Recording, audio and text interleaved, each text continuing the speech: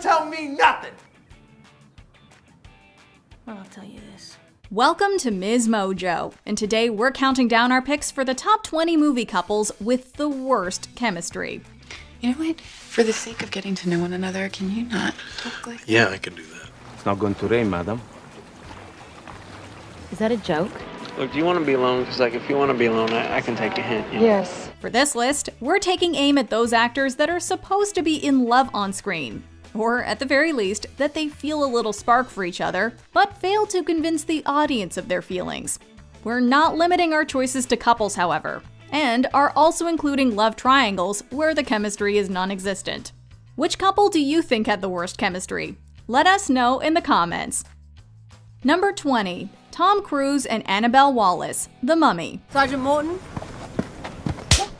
Where is it? What? Where's what? The film that was supposed to launch the Dark Universe failed on virtually every level. From the action, to the horror, to the romance. I'm not embarrassed, Nick.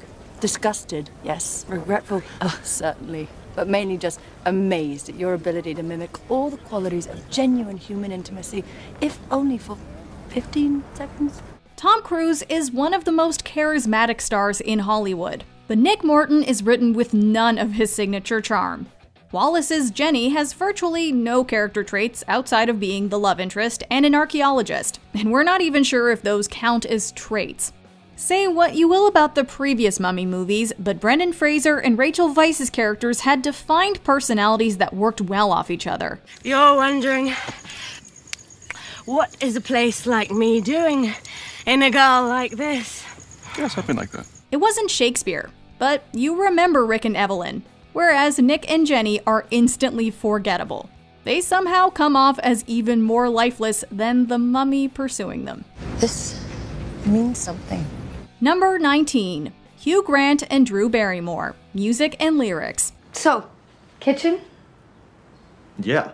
Great. Grant and Barrymore are basically rom-com royalty.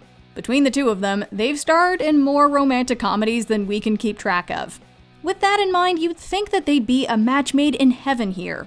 For whatever reason, though, Alex and Sophie never make beautiful music together. All I wanna do is find a way back into love. It's especially strange since the stars seem so well suited for the parts. What with Grant as the sarcastic former pop star, and Barrymore as the adorable girl next door. So, are you going? I might drop by. I don't want to be rude. Well, I don't want to be rude either. Then again, maybe that's part of the problem. The two feel like they're playing parodies of themselves. Talk about pandering. I did not pander. I just told her exactly what she wanted to hear. As a result, Music and Lyrics plays out less like an actual rom-com, and more like a fake one you'd see in another movie. Why do all these movies have such bad music? It's so that you know how to feel every single second. Number 18. Seth Rogen and Katherine Heigl, Knocked Up. I told my roommates I thought I was going to get a BJ, so...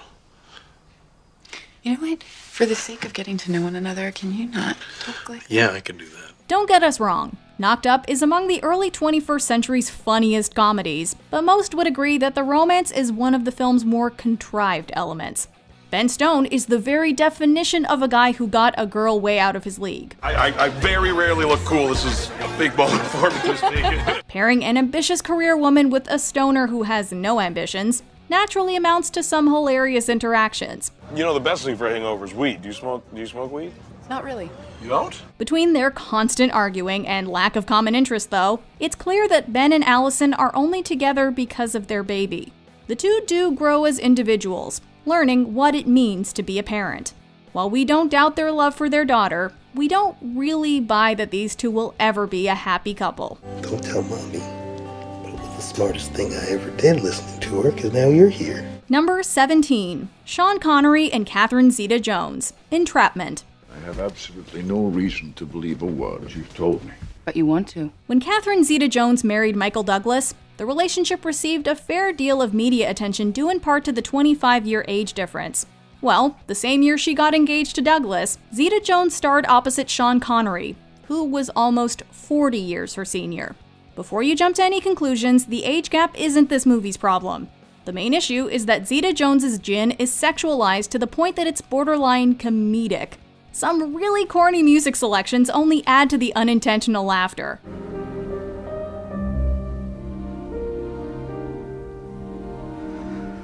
Connery, meanwhile, feels like he's played this role in a dozen better movies. It doesn't help that the two are entrapped in a ridiculous plot, which, according to the Rotten Tomatoes consensus, quote, weighs down any potential chemistry between the movie's leads. The crown jewels or something? Oh, come on, too easy. Number 16. Ben Affleck, Kate Beckinsale, and Josh Hartnett, Pearl Harbor. Boy, boy, now you're really breaking my heart. If you hadn't gone, none of this would have happened. Hey, remember that movie with DiCaprio, Winslet, and the sinking ship that made like $2 billion? I'm flying. Jack. Let's try to do that again. Except this time with Affleck, Beckinsale, and Pearl Harbor. Ma'am, I know how this looks. Oh, and let's throw another heartthrob in there so we can have a soap opera love triangle. So it's my turn now? No, you'll wait your turn. Yes, ma'am. This movie's attempts to recapture the success of Titanic couldn't be more apparent, but Pearl Harbor doesn't understand what made that Best Picture winner work. Actually, you know what? This is better. Yeah, it is. What can you tell us about Jack and Rose? Well, Jack is an optimistic dreamer overflowing with passion. Rose is a repressed aristocrat with a wild side eager to break free. Now what can you tell us about Rafe, Evelyn, and Danny? I don't know. Yeah, we're drawing 3 blanks too. Number 15. Jennifer Lopez and Ralph Fiennes, Made in Manhattan. If you can get past the inevitable liar revealed plot point, a maid posing as a socialite who falls for a senatorial candidate isn't a bad setup for a romantic comedy. Our issue boils down to the casting. I don't have a husband. Well, I insist then. Come with us, if you're free. While Lopez and Fiennes are talented actors, we don't entirely buy them in these roles. Before she even puts on the Dolce & Gabbana coat, quote-unquote ugly duckling Marissa is already the most stunning person in the hotel because, well, she's played by Jennifer Lopez. Come on, feel how the other half feels. As for Fiennes, we think he's better suited to play a rom-com villain rather than the romantic lead. Who's kidding who here? You think you would have taken a second look at me if you knew I was the maid? Put these two together and they have about as much chemistry as Ramona Vega and Lord Voldemort. Actually, we totally pay to see that movie. From this day forth, you put your faith in me. Number 14. Ashton Kutcher and Cameron Diaz. What happens in Vegas? Did I mention that I got fired by my boss/father? Did I mention that I threw a surprise birthday party for my fiance, and the surprise was that he dumped me in front of all of our closest friends while they hid in the closet? After meeting and drunkenly getting married in Vegas, Kutcher's Jack and Diaz's Joy decide to divorce ASAP. Matters are complicated, however, when they win the $3 million jackpot.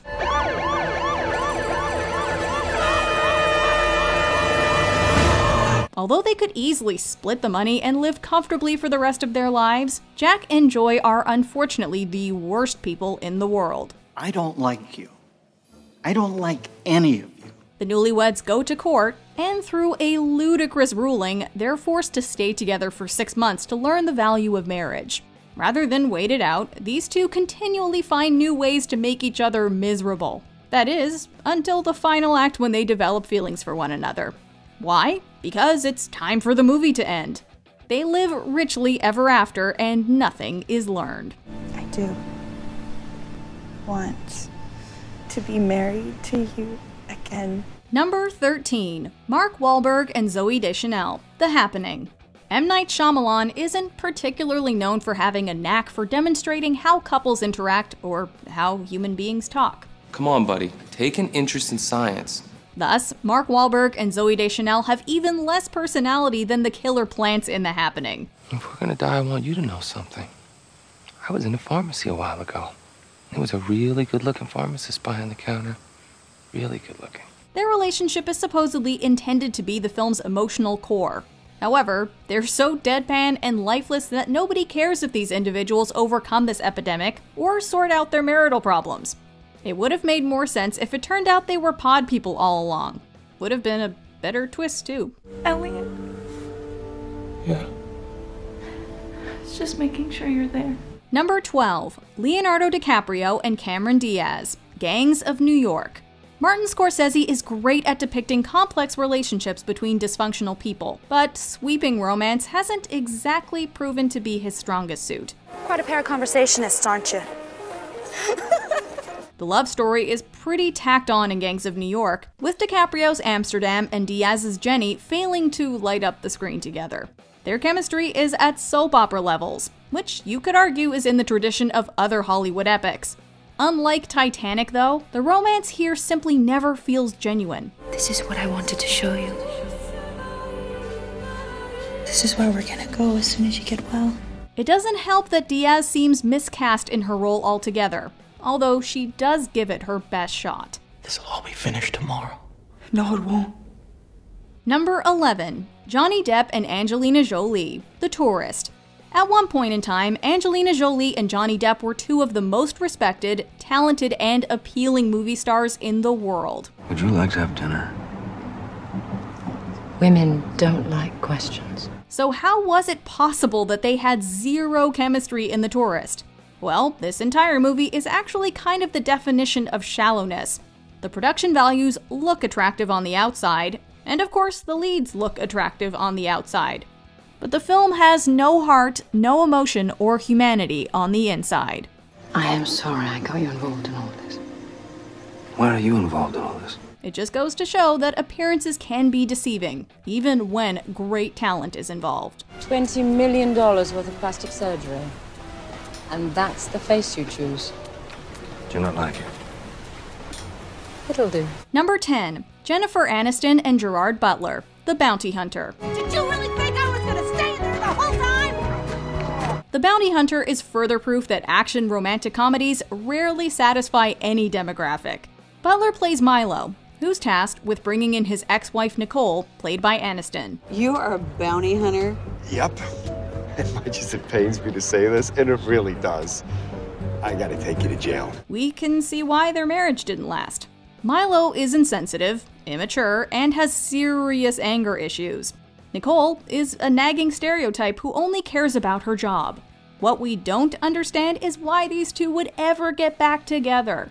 Spending the entire movie bickering and even getting physically violent, the two continually prove why they shouldn't be together. Even after everything, Milo still turns Nicole in and she still wants to be with him. Yet we're supposed to believe that this is true love just because they play a catchy pop song over the credits. Don't be mad, babe. Because we're never gonna get this marriage thing going again if you come into it with a lot of anger and resentment. Number 9. Dane Cook and Jessica Alba, Good Luck, Chuck. I'm just not emotionally available at this time. I'm okay with that. I'm looking for more of a physical relationship anyway. In the 2000s, she was known more for her looks than her acting skills, while he was more of a love him or hate him comedian. 2007 saw Jessica Alba and Dane Cook partner for Good Luck, Chuck, where every woman who sleeps with Cook's Chuck finds her true love immediately afterwards, and Alba's the girl he hopes will break the curse. I know 3 women you've gone out with. I'm just not into dating as a sport. But we find it hard to believe these two even want to be in the same room together, let alone spend the rest of their lives with one another. You can actually see the leads trying to look like they're attracted to each other. A sure sign of sexual compatibility if we've ever seen one. We think Chuck's luck done run out. I need some space. So tonight is no good. I'm very close to changing my phone number. Number 8. Madonna and Adriano Giannini, Swept Away. It's not going to rain, madam. Is that a joke? Winning 5 Razzies, including Worst Screen Couple, Swept Away stars Madonna as Amber, a self-absorbed snob who we instantly despise. On a cruise, she repeatedly mistreats Giuseppe, a deckhand played by Adriano Giannini. The tables are turned when the two are stranded on a deserted island, as Giuseppe reduces Amber to his submissive servant. There are some things in life that can't be bought. And this fish is one of them. Despite Giuseppe's cruel behavior, Amber finds herself falling for him, which feels like a red flag for Stockholm Syndrome.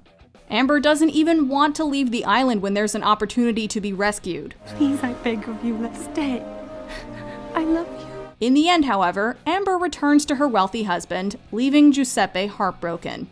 We think this is supposed to be a tragic ending, but these characters were so toxic together that it's honestly the happiest resolution possible.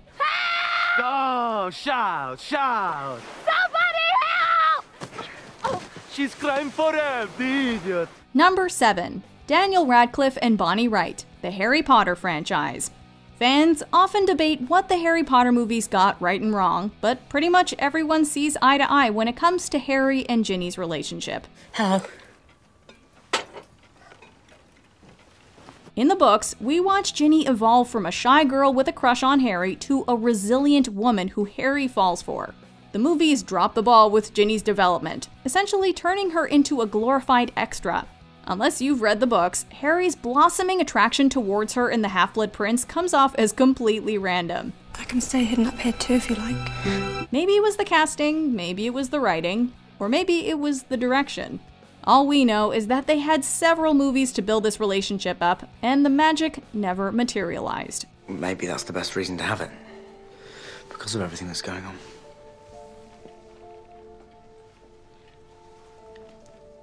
Number 6. Hayden Christensen and Natalie Portman, the Star Wars prequel franchise. It's hard to believe that the man responsible for Han Solo and Princess Leia's relationship also wrote the love story between Anakin Skywalker and Padme Amidala. Annie? My goodness, you've grown.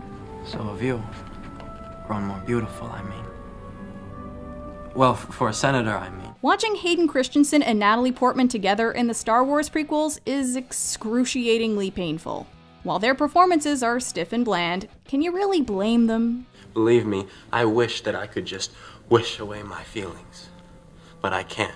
You try making lines like, "I wish I could just wish away my feelings," and that diatribe about sand sound natural. A 5-year-old could construct more romantic dialogue than this. I don't like sand. It's coarse and rough and irritating, and it gets everywhere. Not like here.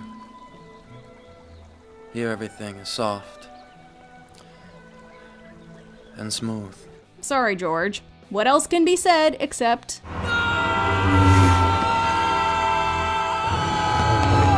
Number 5. Will Ferrell and Nicole Kidman, Bewitched. I'm a witch, Darren, a real house-haunting, broomstick-flying, cauldron-stirring witch.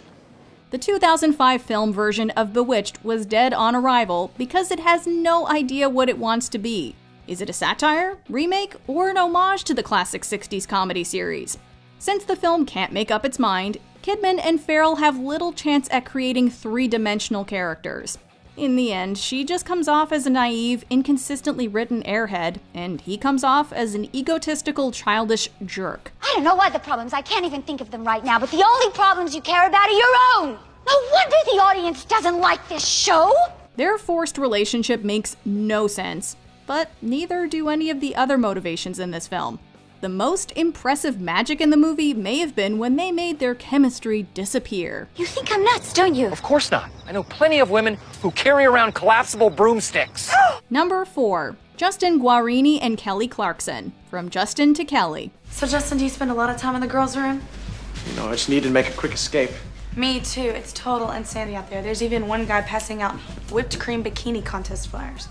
In the early 2000s, American Idol dominated the planet. It turned Kelly Clarkson into an overnight sensation, and runner-up Justin Guarini into an overnight flavor of the month. As a means to cash in, we got the shamelessly gimmicky rom-com From Justin to Kelly. Set during spring break, the movie plays like a musical fanfic written by a shipper trying to push Clarkson and Guarini together. Well, good night. Good night. As a result, the stars just look embarrassed to be there and prepared to fire their agents. We'd rather see a buddy picture starring William Hung and Sanjaya. So you promise you'll come out to Texas? Even if I have to take a hovercraft to get there, baby. Number 3. Ben Affleck and Jennifer Lopez, Gigli.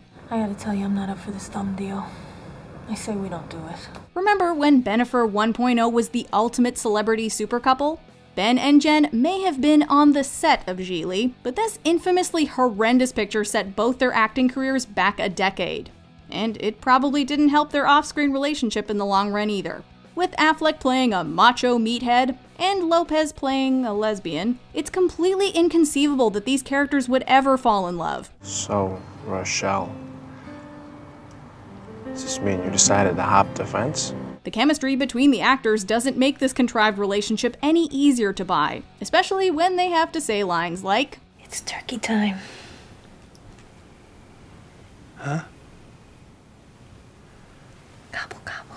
Number 2. Jamie Dornan and Dakota Johnson, the 50 Shades of Grey franchise. Why would they say that? Because they know me well. Once again, you can't entirely blame the actors here, as Johnson and Dornan give perfectly solid individual performances in the first 50 Shades of Grey movie, though the same thing can't exactly be said about the sequels. But given the material they're forced to work with, which by the way started as Twilight fanfiction, the actors don't have a snowball's chance in hell of making their on-screen relationship believable. Are you gonna make love to me now?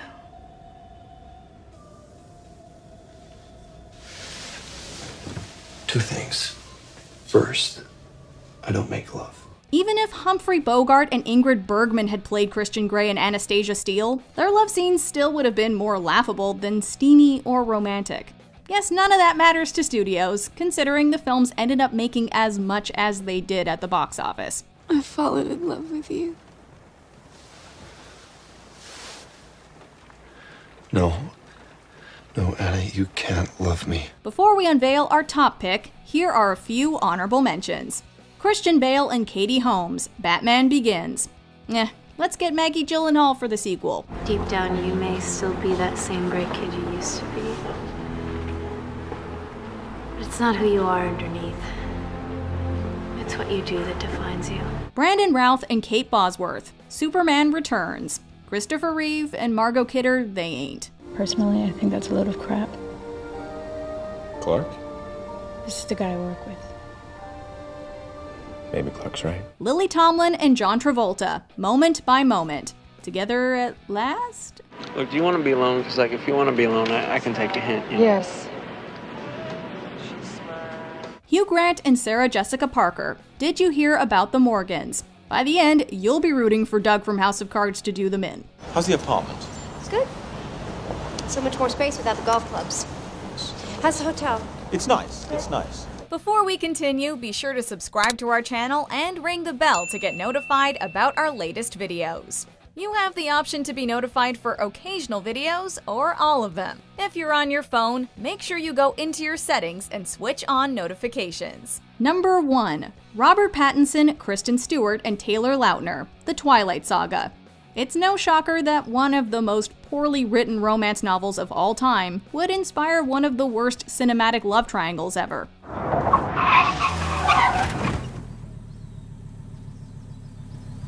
He wants to talk to me. To add insult to injury, Stewart, Pattinson, and Lautner make little effort to emote feelings of affection throughout the Twilight Saga. Why haven't you called me back? I had nothing to say. Well, I have tons. Hold on. The fact that Bella looks vaguely like she may be physically unwell as she walks down the aisle is reason enough to place this mostly expressionless trio at number 1. They've taught a generation that lustfully staring into somebody's eyes is all a healthy relationship truly requires, giving us all unrealistic expectations for romance. It's not like you're gonna have a real honeymoon with him anyway. It's gonna be as real as anyone else's. That's a sick joke. Do you agree with our picks? Check out this other recent clip from MsMojo. And be sure to subscribe and ring the bell to be notified about our latest videos.